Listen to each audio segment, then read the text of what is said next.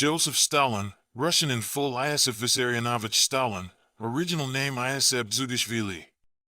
He was born on December 18, 1878, in Georgia, Russian Empire, and he died March 5, 1953, Moscow.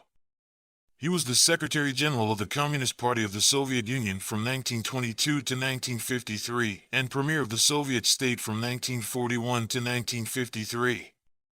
Stalin ruled the Soviet Union and transformed it into a major world power for a quarter of a century dictatorially. During the quarter of a century preceding his death, the Soviet dictator Joseph Stalin probably exercised greater political power than any other figure in history. Stalin industrialized the Union of Soviet Socialist Republics, forcibly collectivized its agriculture, consolidated his position by intensive police terror, helped to defeat Germany in 1941 to 1945, and extended Soviet controls to include a belt of Eastern European states. Chief architect of Soviet totalitarianism and a skilled but phenomenally ruthless organizer, he destroyed the remnants of individual freedom and failed to promote individual prosperity. Yet he created a mighty military-industrial complex and led the Soviet Union into the nuclear age. Stalin's biography was long obscured by a mendacious Soviet propagated legend exaggerating his prowess as a heroic Bolshevik boy conspirator and faithful follower of Lenin, the founder of the Soviet Union. In his prime, Stalin was hailed as a universal genius, as a shining sun, or the staff of life, and also as a great teacher and friend, especially of those communities he most savagely persecuted. Once he was even publicly invoked as our father by a metropolitan of the Russian Orthodox Church. Achieving wide visual promotion through busts, statues, and icons of himself, the dictator became the object of a fanatical cult that, in private, he probably regarded with cynicism. Stalin was of Georgian, not Russian, origin, and persistent rumors claimed that he was Ossetian on the paternal side. He was the son of a poor cobbler in the provincial Georgian town of Gori in the Caucasus, then an imperial Russian colony. The drunken father savagely beat his son. Speaking only Georgian at home, Joseph learned Russian, which he always spoke with a guttural Georgian accent, while attending the church school at Gori from 1888 to 1994. He then moved to the Tiflis Theological Seminary, where he secretly read Karl Marx, who was the chief theoretician of international communism, and he read other forbidden texts. He had been expelled in 1899 for revolutionary activity, according to the legend. Or he leaving because of ill health, according to his doting mother. The mother, a devout washerwoman, had dreamed of her son becoming a priest, but Joseph Dzhugashvili was more ruffianly than clerical in appearance and outlook. He was short, stocky, black-haired, fierce-eyed, with one arm longer than the other, his swarthy face scarred by smallpox contracted in infancy. Physically strong and endowed with prodigious willpower, he early learned to disguise his true feelings and to bide his time. In accordance with the Caucasian blood feud tradition, he was implacable in plotting long-term revenge against those who offended him. In December 1899, Dzhugashvili became, briefly, a clerk in the Tiflis Observatory, the only paid employment that he is recorded as having taken outside politics. There is no record of his ever having done manual labor. In 1900 he joined the political underground, fomenting labor demonstrations and strikes in the main industrial centers of the Caucasus, but his excessive zeal in pushing duped workers into bloody clashes with the police antagonized his fellow conspirators. After the Social Democrats, Marxist revolutionaries, of the Russian Empire had split into their two competing wings, Menshevik and Bolshevik, in 1903, Dzhugashvili joined the second, more militant, of these factions and became a disciple of its leader, Lenin. Between April 1902 and March 1913, Dzhugashvili was 7 times arrested for revolutionary activity, undergoing repeated imprisonment and exile. The mildness of the sentences and the ease with which the young conspirator effected his frequent escapes lend color to the unproved speculation that Dzhugashvili was for a time an agent provocateur in the pay of the imperial political police. Dzhugashvili made slow progress in the party hierarchy. He attended 3 policy-making conclaves of the Russian Social Democrats, in Tammerfors, now Tampere, Finland, in 1905, Stockholm, in 1906, and London, in 1907, without making much impression. But he was active behind the scenes, helping to plot a spectacular holdup in Tiflis, now Tbilisi, in order to expropriate funds for the party on June 25, 1907. His first big political promotion came in February 1912, when Lenin co-opted him to serve on the first Central Committee of the Bolshevik Party, which had finally broken with the other Social Democrats. In the following year, Dzhugashvili published, at Lenin's behest, an important article on Marxism and the national question. By now he had adopted the name Stalin, deriving from Russian Stal, in English steel. He also briefly edited the newly founded Bolshevik newspaper Pravda before undergoing his longest period of exile, in Siberia from July 1913 to March 1917. In about 1904, Stalin had married a pious Georgian girl, Ekaterina Svanets. She died some 3 years later and left a son, Jacob. Stalin was treated with contempt, being called as a weakling after an unsuccessful suicide attempt in the late 1920s. When Jacob was taken prisoner by the Germans during World War II, Stalin refused a German offer to exchange his son. Reaching Petrograd from Siberia on March 25, 1917, Stalin resumed editorship of Pravda. He briefly advocated Bolshevik cooperation with the provisional government of middle-class liberals that had succeeded to uneasy power on the last Tsar's abdication during the February Revolution. But under Lenin's influence, Stalin soon switched to the more militant policy of armed seizure of power by the Bolsheviks. When their coup d'état occurred in November 1917, he played an important role, but one less prominent than that of his chief rival, Leon Trotsky. Active as a politico-military leader on various fronts during the Civil War of 1918 to 1920, Stalin also held 2 ministerial posts in the new Bolshevik government, being Commissar for Nationalities, from 1917 to 1923, and for State Control, or Workers' and Peasants' Inspection, from 1919 to 1923. But it was his position as Secretary General of the party's Central Committee, from 1922 until his death, that provided the power base for his dictatorship. Besides heading the Secretariat, he was also member of the powerful Politburo and of many other interlocking and overlapping committees. He was an arch-bureaucrat engaged in quietly outmaneuvering brilliant rivals, including Trotsky and Grigory Zinoviev, who despised such mundane organizational work. Because the pockmarked Georgian was so obviously unintellectual, they thought him unintelligent. But this was a gross error, and one literally fatal in their case. From 1921 onward, Stalin flouted the ailing Lenin's wishes.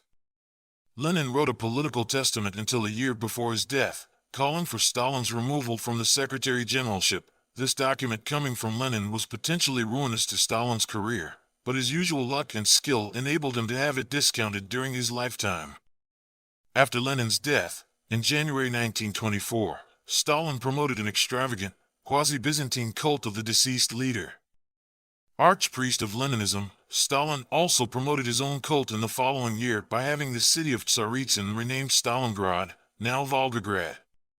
His main rival, Trotsky, once Lenin's heir apparent, was now in eclipse, having been ousted by the ruling triumvirate of Zinoviev, Lev Kamenev, and Stalin. Soon afterwards, Stalin joined with the rightist leaders Nikolai Bukharin and Alexei Rykov in an alliance directed against his former co-triumvirs.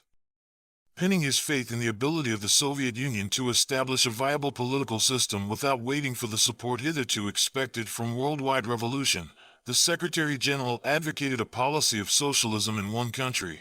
This was popular with the hard-headed party managers whom he was promoting to influential positions in the middle hierarchy. His most powerful rivals were all dismissed, Bukharin and Rykov soon following Zinoviev and Kamenev into disgrace and political limbo pending execution. Stalin expelled Trotsky from the Soviet Union in 1929 and had him assassinated in 1940. In 1928, Stalin abandoned Lenin's quasi-capitalist new economic policy in favor of headlong state-organized industrialization under a succession of 5-year plans. This was, in effect, a new Russian Revolution more devastating in its effects than those of 1917.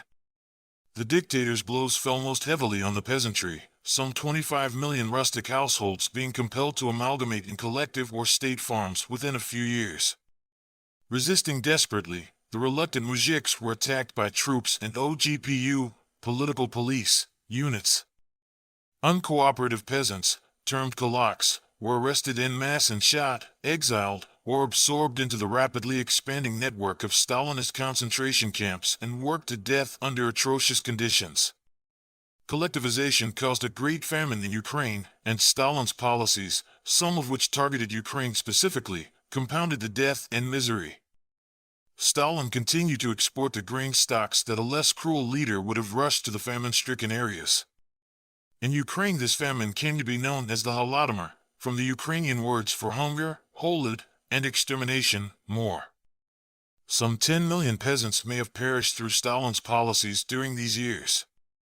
Crash industrialization was less disastrous in its effects, but it, too, numbered its grandiose failures, to which Stalin responded by arraigning industrial managers in a succession of show trials.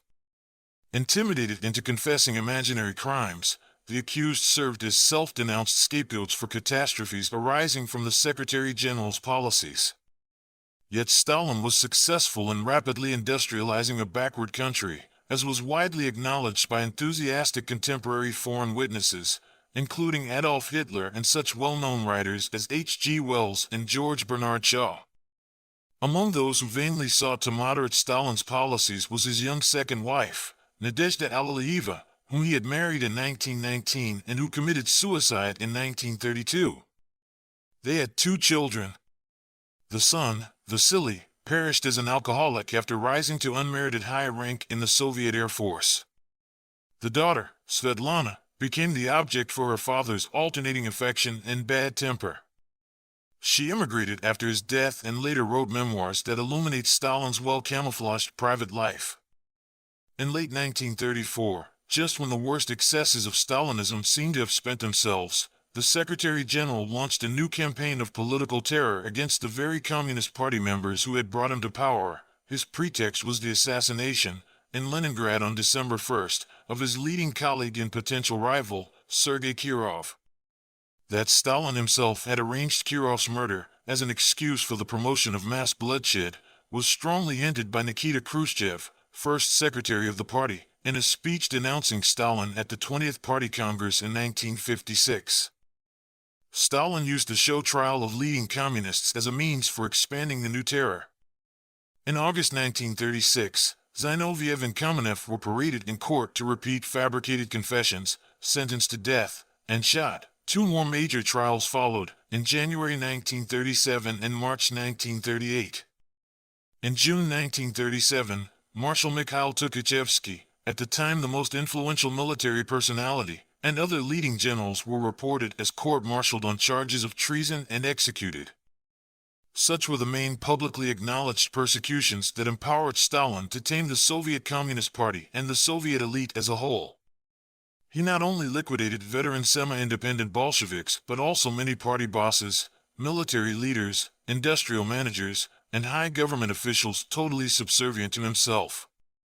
Other victims included foreign communists on Soviet territory and members of the very political police organization, now called the NKVD.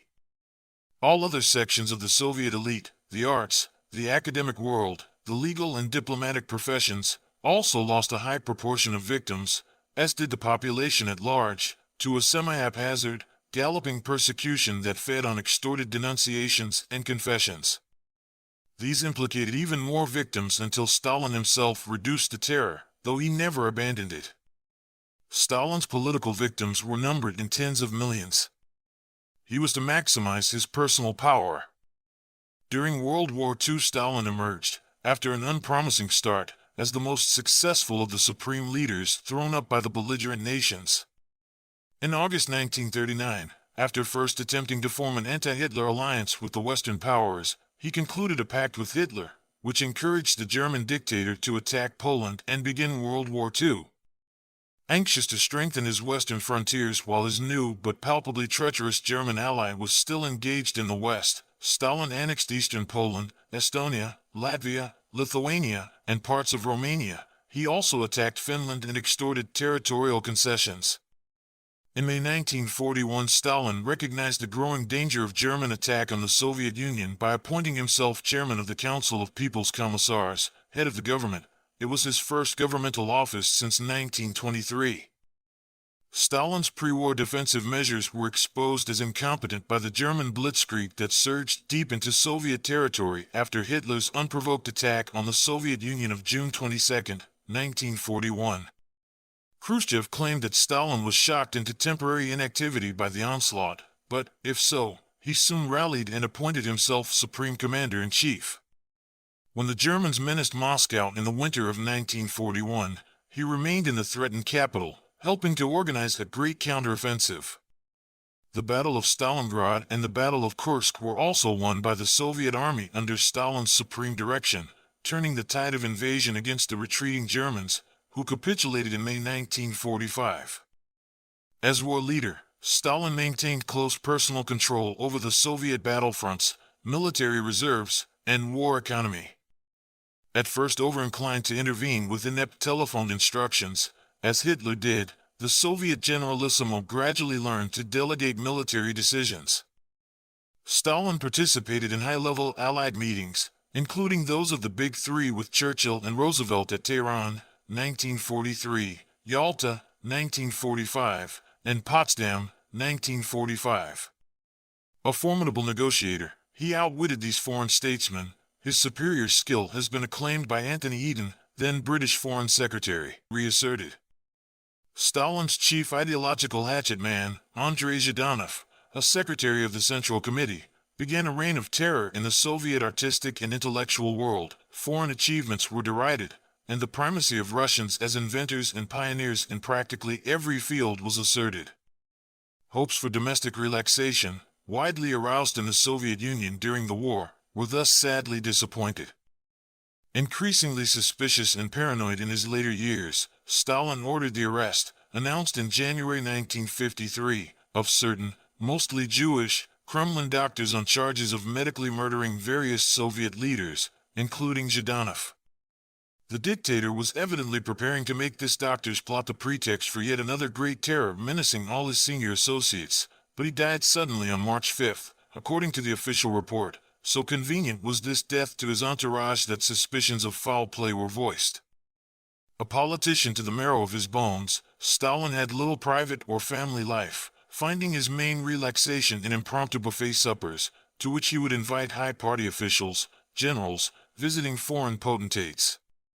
Drinking little himself on these occasions, the dictator would encourage excessive indulgence in others, thus revealing weak points that he could exploit.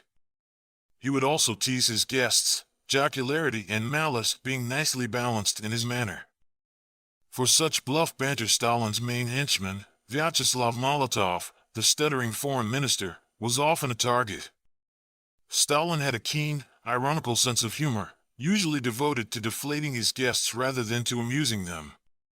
Foremost among Stalin's accomplishments was the industrialization of a country which, when he assumed complete control in 1928, was still notably backward by comparison with the leading industrial nations of the world. By 1930, he had increased the Soviet Union's total industrial output to the point where it was surpassed only by that of the United States.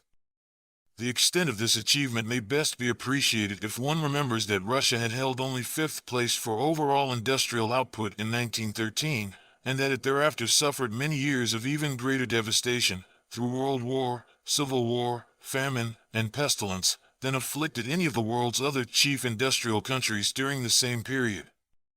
Yet more appallingly ravaged during World War II, the Soviet Union was nevertheless able, under Stalin's leadership, to play a major part in defeating Hitler while maintaining its position as the world's second most powerful industrial, and now military, complex after the United States. In 19 countries, was appropriated by the state to cover military expenditure, the police apparatus, and further industrialization. It is also arguable that a comparable degree of industrialization would have come about in any case, and surely by means less savage, under almost any conceivable regime that might have evolved as an alternative to Stalinism.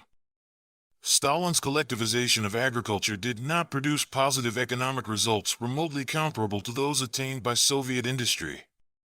Considered as a means of asserting control over the politically recalcitrant peasantry, however, collectivization justified itself and continued to do so for decades, remaining one of the dictator's most durable achievements. Moreover, the process of intensive urbanization, as instituted by Stalin, continued after his death in what still remained a population more predominantly rural than that of any other major industrial country. In 1937, 56% of the population was recorded as engaged in agriculture or forestry. By 1958, that proportion had dropped to 42%, very largely as a result of Stalin's policies. Another of the dictator's achievements was the creation of his elaborately bureaucratized administrative machinery based on the interlinking of the Communist Party, ministries, legislative bodies, trade unions, political police, and armed forces, and also on a host of other meshing control devices. During the decades following the dictator's death, these continued to supply the essential management levers of Soviet society, often remaining under the control of individuals who had risen to prominence during the years of the Stalinist terror. But the element of total personal dictatorship did not survive Stalin in its most extreme form. One result of his death was the resurgence of the Communist Party as the primary center of power, after years during which that organization, along with all other Soviet institutions, had been subordinated to a single man's whim. Yet, despite the great power wielded by Stalin's successors as party leaders, they became no more than dominant figures within the framework of a ruling oligarchy. They did not develop into potentates responsible to themselves alone, such as Stalin was during his quarter of a century's virtually unchallenged rule. That Stalin's system persisted as long as it did, in all its major essentials, after the death of its creator is partly due to the very excess of severity practiced by the great tyrant. Not only did his methods crush initiative among Soviet administrators, physically destroying many, but they also left a legacy of remembered fear so extreme as to render continuing post-Stalin restrictions tolerable to the population. The people would have more bitterly resented, might even, perhaps, have rejected, such rigors, had it not been for their vivid recollection of repressions immeasurably harsher. Just as Hitler's wartime cruelty toward the Soviet population turned Stalin into a genuine national hero, making him the Soviet Union's champion against an alien terror even worse than his own, so too Stalin's successors owed the stability of their system in part to the comparison, still fresh in many minds, with the far worse conditions that obtained during the despot's sway. Stalin has arguably made a greater impact on the lives of more individuals than any other figure in history. But the evaluation of his overall achievement still remains, decades after his death, a highly controversial matter. Historians have not yet reached any definitive consensus on the worth of his accomplishments, and it is unlikely that they ever will. To the American scholar George F. Kennan, Stalin is a great man, but one great in his incredible criminality, a criminality effectively without limits, while Robert C. Tucker, an American specialist on Soviet affairs, has described Stalin as a 20th century Ivan the Terrible. To the British historian E. H. Carr, the Georgian dictator appears as a ruthless, vigorous figure, but one lacking in originality, a comparative nonentity thrust into greatness by the inexorable march of the Great Revolution that he found himself leading. To the late Isaac Deutscher, the author of biographies of Trotsky and Stalin, who, like Carr, broadly accepts Trotsky's version of Stalin as a somewhat mediocre personage, Stalin represents a lamentably deviant element in the evolution of Marxism. Neither Deutscher nor Carr has found Stalin's truly appalling record sufficiently impressive to raise doubts about the ultimate value of the Russian October Revolution's historic achievements. To such views may be added the suggestion that Stalin was anything but a plodding mediocrity, being rather a man of superlative, all-transcending talent. His special brilliance was, however, narrowly specialized and confined within the single crucial area of creative political manipulation, where he remains unsurpassed. Stalin was the first to recognize the potential of bureaucratic power, while the other Bolshevik leaders still feared their revolution being betrayed by a military man. Stalin's political ability went beyond tactics, as he was able to channel massive social forces both to meet his economic goals and to expand his personal power.